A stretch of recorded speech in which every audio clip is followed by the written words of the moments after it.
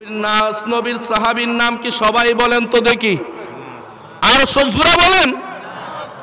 নবীর সাহাবী আনাস রাদিয়াল্লাহু তাআলা আনহু, নবীর সাহাবী আনাস বড় গরিব ছিলেন, বড় গরিব ছিলেন। আনাস যখন একবার বাড়িতে গেলেন, বাড়িতে যাওয়ার পরে মার কাছে যখন গেলেন, এমনি মা ডাক দা বলে, আনাস শুনো শুনো, যাও যাও জলদি করে যাও, আল্লাহর নবীর কাছে যাও, আল্লাহর নবীকে গিয়ে আজকে আমাদের ঘরে দাওয়াত দিয়ে আসো। জোরে বলেন সুবহানাল্লাহ। আল্লাহর নবীর সাহাবী আনাস বড় খুশি হইয়া আল্লাহর নবীর কাছে গেছেন, আল্লাহর নবীর কাছে গেছেন, আল্লাহর নবীর কাছে গিয়া সালাম দিলেন, আসসালাতু ওয়াসসালামু আলাইকা ইয়া রাসূলুল্লাহ, আসসালাতু ওয়াসসালামু আলাইকা ইয়া হাবিবাল্লাহ। আল্লাহর নবীকে সালাম দেওয়া হলো। ওরে নবীর উম্মত, আজকে আমাদের সমাজের ভিতরে এই সালাম নিয়ে দ্বন্দ্ব আছে না নাই? অথচ নবী বলে, উম্মত দ্বন্দ্বর কোনো দরকার নাই, দ্বন্দ্বর কোনো দরকার নাই। নবী বলে, আমার কোনো উম্মত যদি আমি নবীর উপর দুরূদ পড়ে, যেখানে বসে হোক, বাংলাদেশে হোক, লন্ডন হোক, আমেরিকায় হোক, আপনার এই বিয়ানীবাজার হোক, এই মইয়াখালীতে হোক, আল্লাহর নবী বলেন, ইন্না লিল্লাহি মালাইকাতান সাইয়্যাহিনা ফিল আরদি ইউবাল্লিগুনি মিন উম্মাতিস সালাম। আল্লাহর নবী বলে, উম্মত দরবারের দরকার নাই, আমার যে কোনো উম্মত যেখানে বসে আমি নবীর উপর একবার দুরূদ পড়বে, আল্লাহর নবী বলে দুরূদ পড়তে দেরি,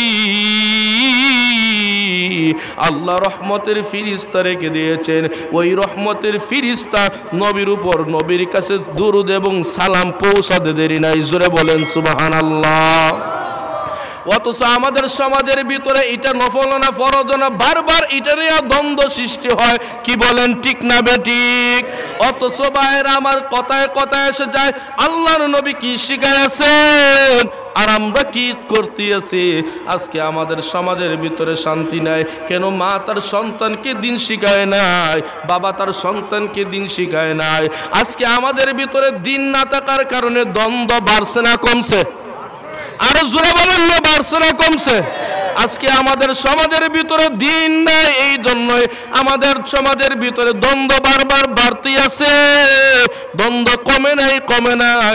আল্লাহর নবী বলেন, দ্বন্দ্ব বাড়ার কারণ হলো তোমার ছেলে দিন জানে নাই, তোমার ছেলে উজুর মাসআলা জানে নাই, গোসলের মাসআলা জানে নাই। অথচ উলামায়ে কেরামের বিরোধী বারবার বিরোধে কথা বলে, এমন বেয়াদব আছে না নাই? আর জোরে বলেন, আছে না নাই? আজকে আমাদের সমাজে এক শ্রেণীর লোক আছে, মাদ্রাসায় পড়ে নাই, অথচ আলেম উলামাদেরকে বারবার গালি দেয়, বারবার উলামায়ে কেরামকে গালি দেয়, বারবার গালি দেয়। এমন কিছু বেয়াদব আছে না নাই? এখন যদি বুঝান, জবাব দিবেন, আমার আপনার মায়ের বিয়েটা কে পড়াইছে? হ্যাঁ, আরো জোরে বলেন, মার বিয়ে কে পড়াইছে? মিয়া মেম্বার পড়াইছে, চেয়ারম্যান পড়াইছে, ডাক্তার পড়াইছে, ইঞ্জিনিয়ার পড়াইছে। মার বিয়েটা আলেম পড়াইলো, বাবার বিয়ে কে পড়াইছে? বাবার বিয়ে আলেম পড়াইলো, মার বিয়েটাও আলেম পড়াইলো। তোমার ইসলামে একটা নাম আলেম রেখে দিল, এবার মারা যাওয়ার পরে জানাজার নামাজ এমপি সাহেব পড়াবেন। কে পড়াবে? আলেম সব জায়গায় দরকার। অথচ এক শ্রেণীর লোক আলেম তাকে বারবার ডেকে আনে, কালেমা শিখাইলো, কালেমা শিখাইলো, নামাজ শিখাইলো, উজু শিখাইলো। আজকে ওই বেয়াদবরা আলেমের বিরুদ্ধে কথা বলে, ঠিক না বেঠিক? অথচ ভাইয়েরা আমার, আমি আমার পরিষ্কার ভাষায় একটা কথা সব জায়গায় বলে থাকি, যারা আলেমের বিরুদ্ধে, ইসলামের বিরুদ্ধে, কোরআনের বিরুদ্ধে কথা বলে, তারা ইহুদি খ্রিস্টানদের দালাল, এতে কোনো সন্দেহ নাই। অতএব ভাইয়েরা আমার, আমাদের সমাজের ভিতরে সবকিছু শিখতে হবে আলেম, মসজিদের ইমাম হবে আলেম, মসজিদের মুয়াজ্জিন হবে আলেম, মাদ্রাসায় পড়াবে আলেম। এর ভিতরে যদি আর কেউ কোনো দালালি করে, আলেম ব্যতীত অন্য কাউকে ঢুকাতে চায়, তাকে জুতার বাড়ি দিয়ে এই দেশ থেকে বিদায় করতে হবে। কি বলেন, ঠিক না বেঠিক? এরপর বারবার শিখায় আলেম। এবার আবার দেখেন আমাদের আকাবির বুজুর্গরা জিহাদ করে, কাদিয়ানীদের বিরুদ্ধে জিহাদ করে, এদেরকে অমুসলিম ঘোষণা করলো। কাদিয়ানীরা এবার আবার তারা পঞ্চগড়ে ইস্তেমারও আবার ঘোষণা দিল, তারাবির ইস্তেমা করবে। আমরা সবাই জানি ইস্তেমা একটাই, সেটা হলো টঙ্গীর ময়দান। জোরে বলেন ক্রিকেট।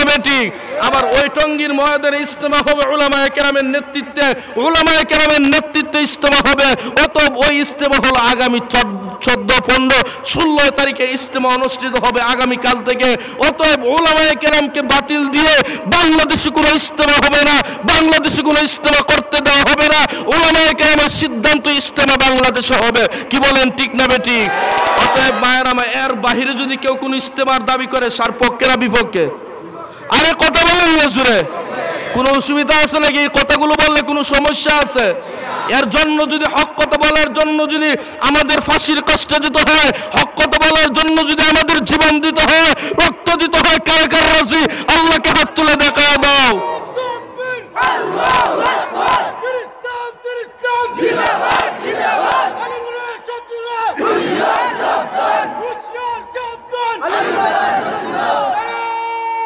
ভাইরা আমার, এই বাংলার জমিনের ভিতরে আপনারা জানেন নবীর পরে কোনো নবী আসবেন না। আগের বক্তা হয়তো বয়ান করে গেছেন নবীর পরে কোনো নবী দুনিয়াতে আসবেন না।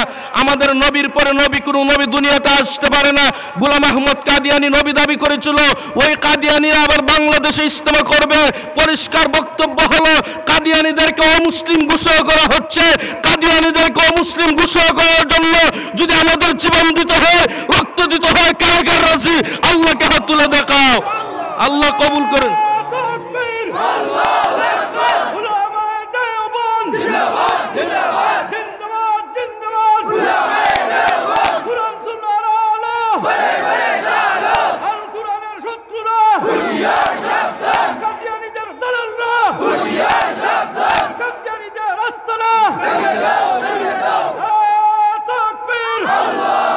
আমার মোহব্বতের সাথে নবীকে মোহব্বত করেন, দিনকে মোহব্বত করেন, ইসলামকে মোহব্বত করেন, কোরআনকে মোহব্বত করেন।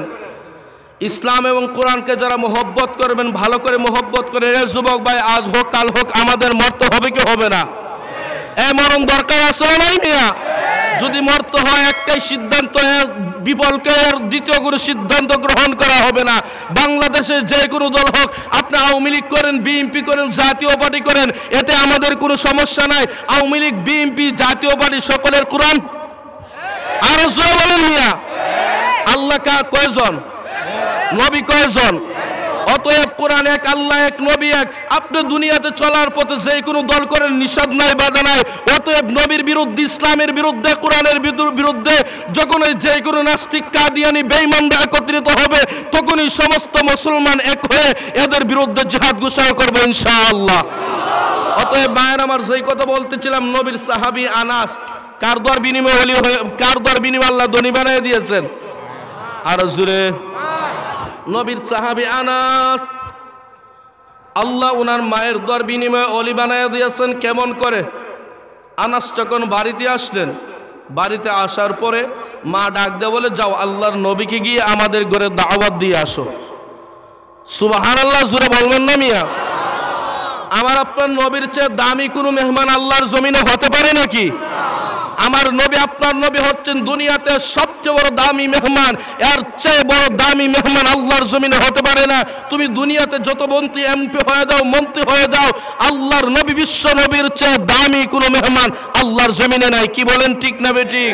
আল্লাহর নবীর সাহাবী আনাস দৌড়ে আল্লাহর নবীর কাছে গেলেন, সালাম দিলেন, আসসালাতু ওয়াসসালামু আলাইকা ইয়া রাসূলুল্লাহ, আসসালাতু ওয়াসসালামু আলাইকা ইয়া হাবিবাল্লাহ।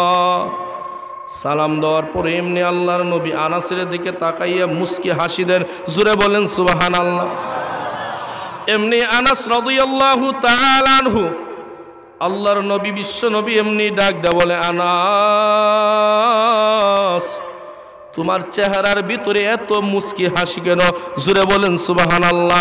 চেহারাতে এত খুশি কেন? এমনি আনাস ডাক দেয়, বলে নবী, কেউ যদি তার জীবনের চেয়ে সন্তানের চেয়ে নবীকে বেশি মহব্বত করে আমিও তাকে বেশি মহব্বত করি। জোরে বলেন সুবহানাল্লাহ। এমনি আনাস ডাক দেয়া বলে আল্লাহর নবী আমার আম্মা দে আপনাকে এত মহব্বত করে এত ভালোবাসে আমি জানতাম না। আমি যখন আজকে বাড়িতে গেলাম, বাড়িতে যাওয়ার পরে আমার আম্মার সামনে গেলাম, আমার আম্মা ডাক দেয়া বলে আনাস যাও যাও যাও জলদি করে যাও আল্লাহর নবীর কাছে যাও, আল্লাহর নবীকে গিয়া আমাদের ঘরে দাওয়াত দিয়ে আসো। জোরে বলেন সুবহানাল্লাহ। এমনি আনাস ডাক দেয়া বলে এই কথা বলার পরে আমি আনাস বড় খুশি হইয়া আপনি আল্লাহর নবীর কাছে আসলাম। এমনি আনাস রাদিয়াল্লাহু তাআলা আনহুমাকে ডাক দেয়া বলে মা আমি বড় খুশি হইয়া আপনি বিশ্ব নবীর দরবারে আসলাম, বিশ্ব নবীর দরবারে আসলাম। আল্লাহর নবী আনাসকে ডাক দেয়া বলে আনাস যাও যাও আমি নবী আজকে এশার নামাজের পরে তোমাদের ঘরে দাওয়াত খাওয়ার জন্য যাব। জোরে বলেন সুবহানাল্লাহ। আজকে দুনিয়াতে সবচেয়ে বড় দামি মেহমান আনাস রাদিয়াল্লাহু তাআলা আনহুর ঘরে দাওয়াত খাওয়ার জন্য যাবেন। এই কথা বলে দেওয়ার পরে আনাস বড় খুশি হইয়া বাড়িতে দৌড়ে আসলো, আসিয়া মাকে সালাম দিল। মাকে সালাম দেওয়ার পরে এমনি আনাস ডাক দিয়ে বলে আম্মা আপনি যে আল্লাহর নবীকে এত মহব্বত করেন ভালোবাসেন আমি তো জানতাম না। এমনি আল্লাহর নবীর সাহাবী আনাস এর মা ডাক দিয়ে বলে আনাস আমি আমার সন্তানের চেয়ে আমি আমার জীবনের চেয়ে আমি আমার রক্তের চেয়ে আমি আল্লাহর নবীকে মহব্বত করি। জোরে বলেন সুবহানাল্লাহ। এই কথা বলে দেওয়ার পরে অতএব ভাইরা আমার আমরা আনাস যেমন নবীকে মহব্বত করেছিল, আনাসের মা যেমন নবীকে মহব্বত করেছিল, আমরা ওয়াদা করে নিতে হবে আমাদের জীবনের চেয়ে আমাদের রক্তের চেয়ে নবীকে বেশি মহব্বত করতে হবে। নবীর জন্য যদি জীবন দিতে হয়, নবীর জন্য যদি রক্ত দিতে হয়, নবীর জন্য জীবন দিয়ে আমি আমার শহীদ হয়ে আল্লাহর দরবারে যেতে চাই। আমি আমার মাকে শহীদের মা হয়ে আল্লাহর দরবারে দাঁড় করাতে চাই। আমি আমার বাবাকে শহীদের বাবা হয়ে আল্লাহর দরবারে দাঁড় করাতে চাই। কি বলেন ঠিক না বেটি? অতএব ভাইরা আমার শহীদের মা এবং বাবা আল্লাহর দরবারে হাজির হোক এমন কোন সন্তান আছেন নবীর জন্য জীবন দিয়া দিবেন, ইসলামের জন্য জীবন দিয়া দিবেন, কোরআনের জন্য জীবন দিয়া মা বাবাকে শহীদি মর্যাদা আল্লাহর দরবারে দেখাতে হাত তোলা দাও। আল্লাহ কবুল করেন, সবাই জুড়ে বলেন আমিন। অতএব ভাইরা আমার নবীর সাহাবী আনাস এমনি মাকে ডাক দেয়া বলে আনাস যাও যাও যাও আজকে এশার নামাজের পরে আল্লাহর নবীকে ঘরে নিয়ে আসবা। আনাস সকলে আজকে এশার নামাজের আগে মসজিদে হাজির হয়ে গেল। মসজিদে হাজির হয়ে যাওয়ার পরে আনাসের দরওয়াজার সামনে আল্লাহর নবীর সাহাবী আনাস যখন হাজির হয়ে যায় এমনি আল্লাহর নবীকে সালাম দেয় আসসালাতু ওয়াসসালামু আলাইকা ইয়া রাসূলুল্লাহ, আসসালাতু ওয়াসসালামু আলাইকা ইয়া হাবিবাল্লাহ। এমনি আল্লাহর নবী আনাসকে ডাক দেয় বলে আনাস তুমি আমাকে নেওয়ার জন্য এসেছো? এমনি ডাক দে বলে হ্যাঁ নবী নেওয়ার জন্য এসেছি। আল্লাহর নবী আবার ডাক দে বলে এশার নামাজ পড়ো, এশার নামাজের পরে তুমি আমার সাথে বাড়িতে চলে যাইবা। এশার নামাজ সুন্দর করে আদায় করে আনাস বাহিরে দাঁড়িয়ে আছে। আল্লাহর নবী জানি কখন বের হয়ে যায় আল্লাহর নবীকে বাড়ির থেকে নেওয়ার জন্য। আনাস রাদিয়াল্লাহু তাআলা আনহু নবীর মুহাব্বত নবীর ভালোবাসা কেমন ছিল, এমনি যখন আনাস বাহিরে দাঁড়াইয়া আছে আল্লাহর নবীও নামাজ শেষ করে বের হলেন। নামাজ শেষ করে বের হওয়ার পরে এমনি আল্লাহর নবী আনাসকে বলে যাও যাও বাড়ির দিকে যাও। আনাস যখন আল্লাহর নবীর দিকে আল্লাহর নবীকে নিয়ে বাড়ির দিকে রওনা করেছে, বাড়ির দিকে রওনা করেছে। এমনি যখন বাড়ির সামনে গিয়েছে এমনি আনাস দৌড়ে পিছনের দরওয়াজা ঘরের ভিতরে ঢুকে মাকে বলে মা আল্লাহর নবী আমাদের ঘরে দাওয়াত খাওয়ার জন্য আসছেন। এই কথা বলে দেওয়ার পরে আল্লাহর নবী আনাসের মা এমনি ডাক দে বলে আল্লাহর নবী কোন জায়গায় আছে? বিলে বাহিরে দাঁড়াইয়া আছে। এমনি আনাসের মা হালকা দরওয়াজা ফাঁকা করে বাহিরের দিকে তাকায়। জোরে বলেন সুবহানাল্লাহ। এমনি যখন বাহিরের দিকে তাকায় এমনি আল্লাহর নবীর সাহাবী আনাস এমনি মাকে ডাক দেয়া বলে মা আল্লাহর নবী বাহিরে দাঁড়াইয়া আছে, আল্লাহর নবীর কষ্ট হবে, দরওয়াজা খুলে দাও। আপনি একবার পূর্ণিমার চাঁদের দিকে তাকাও, আবার আল্লাহর নবীর চেহারার দিকে তাকাও, আমি বুঝতে পারলাম না। একবার আল্লাহর নবীর চেহারার দিকে তাকাও, আবার পূর্ণিমার চাঁদের দিকে তাকাও, বুঝতে পারলাম না। এবার আনাসের মা ডাক দেয়া বলে আনাস আনাস, তুমি ভালো করে শুনে রাখো, তুমি ভালো করে শুনে রাখো রে আনাস, ওই পূর্ণিমার চাঁদের মধ্যে আমি দেখলাম কালো কালো দাগ দেখা যায়। আবার আল্লাহর নবীর চেহারার দিকে তাকাইলাম, আল্লাহর নবীর চেহারার ভিতরে কোনো কালো দাগ নাই। এর দ্বারা বুঝতে পারলাম আল্লাহ এই পৃথিবীতে নবীর চেয়ে সুন্দর, নবীর চেয়ে সম্মানী আল্লাহ কেউ দেন নাই। জোরে বলেন সুবহানাল্লাহ। এই কথা যখন বলছে, বলে দেওয়ার পরে আনাস মাকে ডাক দিয়ে বলে, আনাস যাও আল্লাহর নবীকে ঘরে নিয়ে আসো। আল্লাহর নবী যখন ঘরের ভিতরে ঢুকলেন, ঘরের ভিতরে ঢুকার পরে আনাস রাদিয়াল্লাহু তাআলা আনহু মা এমনি বই দিকে বসে আছেন, আল্লাহর নবী ঘরের ভিতরে ঢুকছেন। এমনি আনাসের মাকে নবী জিজ্ঞেস করে, আনাসের মা আজকে আমি নবীকে কেন দাওয়াত দিয়েছো? আনাসের মা ডাক দেয়া বলে, নবী আপনার সাহাবী আনাস তো বড় গরিব, আপনার সাহাবী আনাস তো বড় গরিব, আপনি আপনার সাহাবী আনাসের জন্য একটু দোয়া করে দিতেন। এমনি আল্লাহর নবী ডাক দেয়া বলে, ও আনাসের মা আপনার আমার সাহাবী আনাস তো বড় গরিব। আল্লাহ তো কোরআনের ভিতরে বলেছেন কোন সন্তানের জন্য গর্ভধারিণী মা যদি দোয়া করে, ওই দোয়াটা আল্লাহ সন্তানের জন্য কবুল করে নেয়। ও আনাসের মা আল্লাহ যেখানে বলেছেন মার দোয়া সন্তানের জন্য আল্লাহর কাছে কবুল হয়ে যায়, আমি নবীও তো বললাম মা যদি দোয়া করে আল্লাহ কবুল করে নিবে। ও আনাসের মা আমি দোয়া করব না, তুমি দোয়া করে নাও। আল্লাহর নবীকে বলেন, নবী না আপনার আনাসের জন্য আপনি একটু দোয়া করেন। আল্লাহর নবীকে আবার ডাক দে বলে, নবী না না না আপনি দোয়া করেন। নবী আবার ডাক দে বলে, শোনো আনাসের মা আমি নবী তোমার সাথে আমিন বলবো, তুমি তোমার আনাসের জন্য দোয়া করো।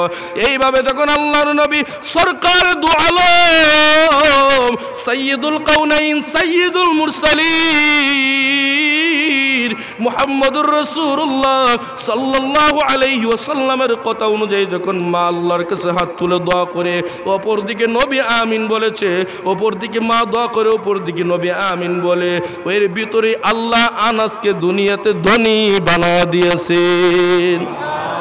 আনাস যখন পরের দিন ঘর থেকে বের হলো, বের হয়ে যাওয়ার পরে এমনি বেঈমানরা ডাক দিয়ে বুঝতে পারলাম না আনাসের চেহারার ভিতরে বড় খুশি, আনাস তো বড় ধনী হয়ে গেল।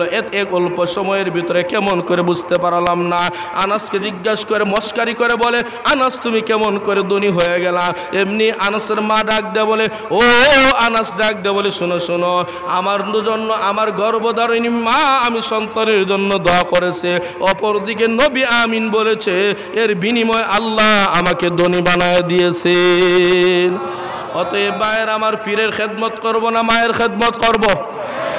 জোরে বলেন মিয়া। মায়ের খেদমত করতে হবে, পীরের খেদমতের জন্য নয়। কারণ পীরের খেদমত যদি করতে হয় হক্কান উলামায়ে কেরামের সহবতে যেতে হবে, লম্বা আর হবে না, 2-4 মিনিটের ভিতরে আলোচনা শেষ হয়ে যাবে। অতএব ভাইয়ের আমার আমাদের মেহমান প্রধান অতিথি বিশ্বনন্দিত মুফাসসির কোরআন আল্লামা মিরপুরি হুজুরের খেদমতে যারা আছেন হযরতকে নিয়ে আসেন, লম্বা হবে না। শেষ কথা হলো আমলের নিয়তে আগেই কথাগুলো শোনার জন্য বলেছিলাম। অতএব ভাইয়ের আমার মায়ের খেদমত না পীরের খেদমত, বাবার খেদমত না শ্বশুরের খেদমত? আরো জোরে বলেন মিয়া। মা বাবা এত কষ্ট করলো, মায়ের খেদমত করো, বাবার খেদমত করো, এর বিনিময়ে আল্লাহ তোমাকে ওলি বানায় দিবে। মার খেদমত করো, বাবার খেদমত করো, এর বিনিময়ে আল্লাহ তোমাকে জান্নাতের মেহমান বানায় দিবে। মায়ের খেদমত করো, বাবার খেদমত করো, আল্লাহ এর বিনিময়ে তোমাকে ধনী বানায় দিবে। অতএব ধনী হওয়ার জন্য সুদ খাইতে হবে না, ঘুষ খাইতে হবে না, চুরি করতে হবে না, জিনা করতে হবে না। ভাইয়েরা আমার আজকে আমাদের সমাজের ভিতরে বেশিরভাগ ধনী হওয়ার জন্য হারাম কাজে লিপ্ত হয়। কি বলেন ঠিক না বেঠিক? এই হারাম থেকে বাঁচা দরকার আছে না নাই? ধনী হওয়ার সহজ পদ্ধতি নবী শিখাইয়া গেছেন। মা এর চেয়ে দামি, এর চেয়ে সম্মানী আল্লাহর কাছে কেউ নাই। মায়ের কাছে চাও, মায়ের খেদমত বেশি বেশি খেদমত করো। ভাইয়েরা আমার যতটুকু তৌফিক আছে ও তৌফিক অনুযায়ী মায়ের কাছে, মারকে ও তৌফিক অনুযায়ী মায়ের জন্য কিছু মিষ্টি নাও, মায়ের জন্য আঙ্গুর নাও, মায়ের জন্য তুমি খেজুর নাও। অথচ শ্বশুর বাড়ি মিষ্টি 5 কেজি 10 কেজি নিয়ে যাও, গর্ভধারিণী মায়ের জন্য বৎসরে একদিনে আসা নাই। একই বলেন ঠিক না বেঠিক মিয়া? প্রতিদিন শ্বশুর বাড়ি নিয়ে যায়, আর বউ বলে আমার জামাই বড় ভালো, শ্বশুর শাশুড়িও বলে দামানটা বড় ভালো পাইছি। এরকম দেখেন আরেকদিন যখন নিবেন না, ওই দিন দেখবেন শ্বশুরেরও চেহারা মলিন, আবার শাশুড়িরও চেহারাটা মলিন, স্ত্রীর চেহারাটাও মলিন। আর আল্লাহর কসম নবী বলে মাকে আপনি যদি নাও খাওয়াইতে পারেন, মায়ের সামনে থাকেন, নবী বলে ওই মায়ের সামনে থাকার কারণে আল্লাহর নবী বলেন মার কুদরতি অন্তর আল্লাহ ঠান্ডা করে দেয়। জোরে বলেন সুবহানাল্লাহ। খেদমত কার হবে? আর জোরে বলেন মিয়া, খেদমত কার হবে? বাবা এবং মার। এর বাহিরে ফিরের হক্কানি ফির যদি পান তাদের খেদমত করেন, নিষেধ নাই। আবার গিয়াসউদ্দিন তাহিরির মতো ফিরের খেদমত যদি করেন, আল্লাহর কসম দুনিয়াও বরবাদ আখিরাতও বরবাদ। কি বলেন ঠিক না বেডি? দেখবেন গিয়াসউদ্দিন তাহির একটা বন্ড বেয়াদব নতুন আবিষ্কার হয়েছে। ওই বেয়াদব নিজে তো জিকির জানে না, কোরআন জানে না, মহিলাদেরকে নাচানাচি করে। কি বলেন ঠিক না বেডি? কি বলে আইসা দান, বৈশা দান, খায়া দান, দাঁড়াইয়া দান, আইসা বাবা আখুল্লা শাহ বাবা এমন জিকির করে। কি করে না মিয়া? অথচ এই মহিলাদের কিনে জিকির করে হালাল না হারাম? এ লাফায় লাফায় কোনো জিকির আছে নাকি মিয়া? লাফায় লাফায় তো কোনো জিকির নাই। জিকির হবে সুন্দর মতো। কিছুদিন আগে ঢাকা এক জায়গায় বক্তা বয়ান করবে, জিকির করে আমরা জিকির করে নবীর তরিকায় শিখানো জিকির, লা ইলাহা ইল্লাল্লাহ, লা ইলাহা ইল্লাল্লাহ। এইভাবে জিকির করি, এর জিকিরের দ্বারাতে আল্লাহ খুশি না বেজার? আরো জোরে বলেন। বায়ান আমার আল্লাহর নবী এক হাদিস শরীফের ভিতরে বড় সুন্দর করে বলেন, বড় সুন্দর করে বলেন, উম্মত ভালো করে শুনে রাখো, ইমানের যত শাখা রয়েছে এর ভিতরে এক নাম্বার হলো কালেমা লা ইলাহা ইল্লাল্লাহ। জোরে বলেন সুবহানাল্লাহ। ক্বালা ক্বালা রাসূলুল্লাহ সাল্লাল্লাহু আলাইহি ওয়াসাল্লাম, আল ঈমানু বিদউ ওয়া সাবউনা শু'বাতান ফাআফদালুহা কাউলু লা ইলাহা ইল্লাল্লাহ। আল্লাহর নবী বলেন, উম্মত ইমানের ৭৭টি শাখা রয়েছে, এর ভিতরে এক নাম্বার হলো লা ইলাহা ইল্লাল্লাহ। জোরে বলেন সুবহানাল্লাহ। অতএব এক বক্তা বয়ান করতে আসি, এই বয়ানের ভিতরে দিয়া যিনি সভাপতি সাহেব ছিলেন, সুন্দর টুপি, দাড়ির মধ্যে বাংলাদেশের ভিতরে যত মেহেন্দি আছে সব দাড়ির মধ্যে দিয়ে দিছে। এ কথা বুঝেন না? যেত মেহেন্দি ছিল সব দাড়ির মধ্যে দিয়ে দিছে। সুন্দর পাঞ্জাবি লাগে, সভাপতি সাহেবের চেহারে বসছে।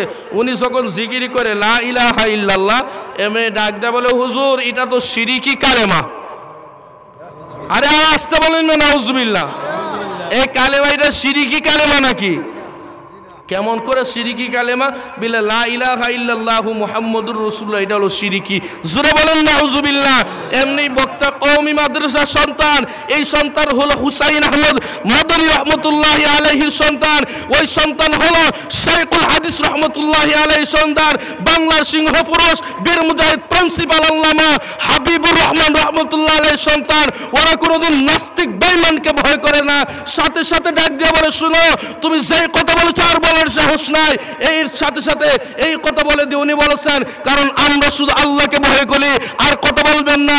এই যে কথা বললেন শিরিকি কালেমা, সুন্দর লেবাস লাগায় বলছেন, আমরা বলে দিতে চাই, যারা এই কালেমাকে শিরিকি কালেমা বলবে, এদের মতো বেঈমান ডাক্তার আল্লাহর জমিনে হতে পারে না। অতএব ভাইরা আমার, আমাদের আকাবিরের ইতিহাস ভুলে যাও না। আমাদের আকাবির এই জমিনে দিনকে জিন্দা করার জন্য জীবন দিয়েছেন, রক্ত দিয়েছেন। অতএব ভাইরা আমার, আমরা তো হুসাইন আহমদ মাদানী রহমতুল্লাহি আলাইহির সন্তান।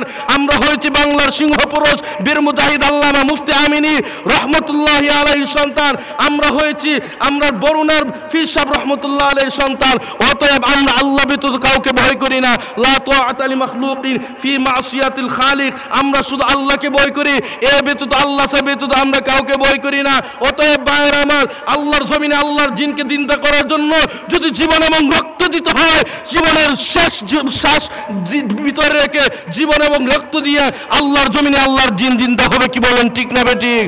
অতএব ভাইরা আমার, আমাদের আজ হোক কাল হোক মরতে হবে। কুকুরের মতো মরে লাভ নাই, শিয়ালের মতো মরে লাভ নাই। এ যুবক, তোমার আমার জীবন আজ হোক কাল হোক মরতে হবে। হয়তো বিয়ানি বাজারে গেছো, আন্ডা হয়ে 0 পয়েন্ট গেছো, ওই জায়গার থেকে আসার ভিতরে দেখবে অ্যাক্সিডেন্ট করে সবাই ইন্না লিল্লাহি ওয়া ইন্না ইলাইহি রাজিউন পড়ে।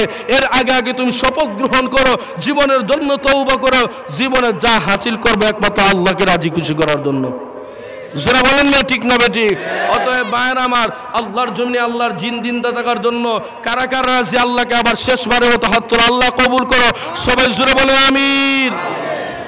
ভাইয়ের আমার, আমার সর্বশেষ কথা হলো, আল্লাহর জমিনে যদি আল্লাহর জিন জিন্দা থাকতে হয়, এই দেশের ভিতরে কওমি মাদ্রাসার বিকল্প কোনো শিক্ষার ব্যবস্থা হতে পারে না।